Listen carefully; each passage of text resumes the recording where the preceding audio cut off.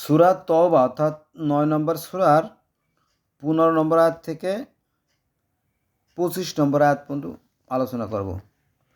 চলুন শুরু করি। সূরা তওবা আয়াত নম্বর ১৫।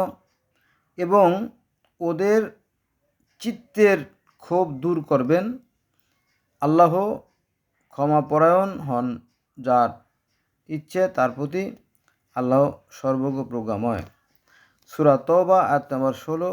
তোমরা কি মনে করো যে আল্লাহ তোমাদের এমনি ছেড়ে দেবেন, অথচ এখনও আল্লাহ জেনে নেননি তোমাদের মধ্যে কে জিহাদ করেছে, কে আল্লাহ তার রাসূল ও বিশ্বাসীগণ ব্যতীত অন্য কাউকেও অন্তরঙ্গ বন্ধুরূপে গ্রহণ করেনি। আল্লাহ তোমাদের কৃতকর্ম সম্বন্ধে অবহিত। সূরা তওবা আয়াত নম্বর ১৭।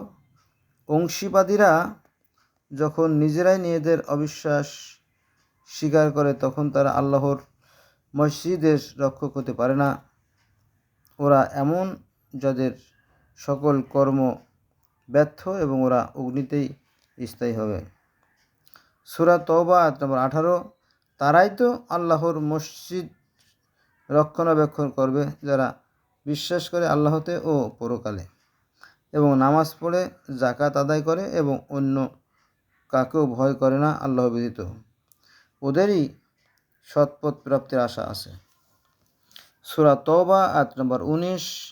যারা পানি সরবরাহ করে, হাজিদের এবং মসজিদুল হারামের পবিত্র কাবার রক্ষণাবেক্ষণ করে, ও তোমরা কি ওদের সমজ্ঞান করো যারা আল্লাহ পরকালে বিশ্বাস করে এবং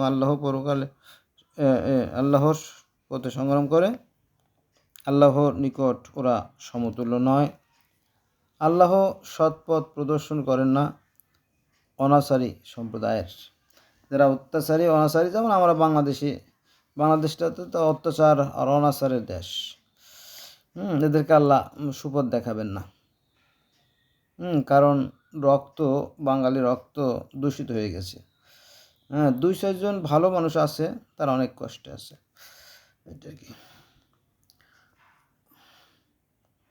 সূরা তওবা আয়াত নম্বর ২০।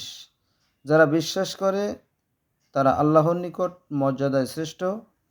যারা ধর্মের জন্য গৃহত্যাগ করে এবং সম্পদ ও জীবন দ্বারা আল্লাহর পথে সংগ্রাম করে, এরাই তো সফল কাম। সূরা তওবা আয়াত নম্বর ২১।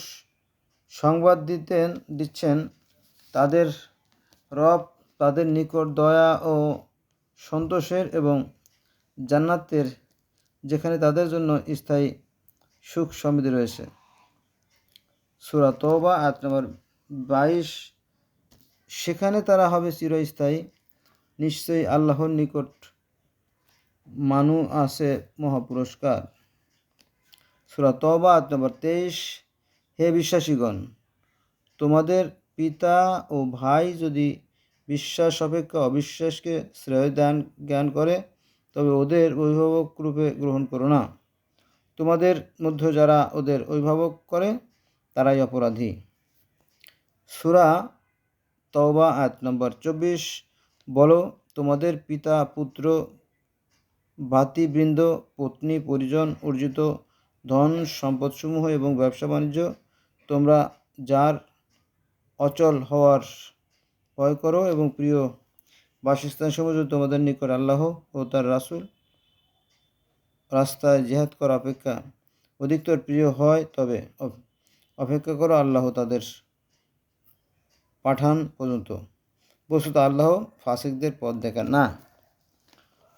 সূরা তওবা আয়াত ২৫। আল্লাহ তোমাদের তো বহু ক্ষেত্রে সাহায্য করেছেন এবং হুনাইনের যুদ্ধের দিনে যখন নিজেদের সংখ্যাধিক্য তোমাদের উৎফুল্ল করেছিল, কিন্তু তা তোমাদের কোনো কাজে আসেনি, এবং বিস্তৃত পৃথিবী তোমাদের জন্য সংকুচিত করেছিল, ও পরে তোমরা পৃষ্ঠ প্রদর্শন করে পলায়ন করেছিলে। এ পর্যন্ত।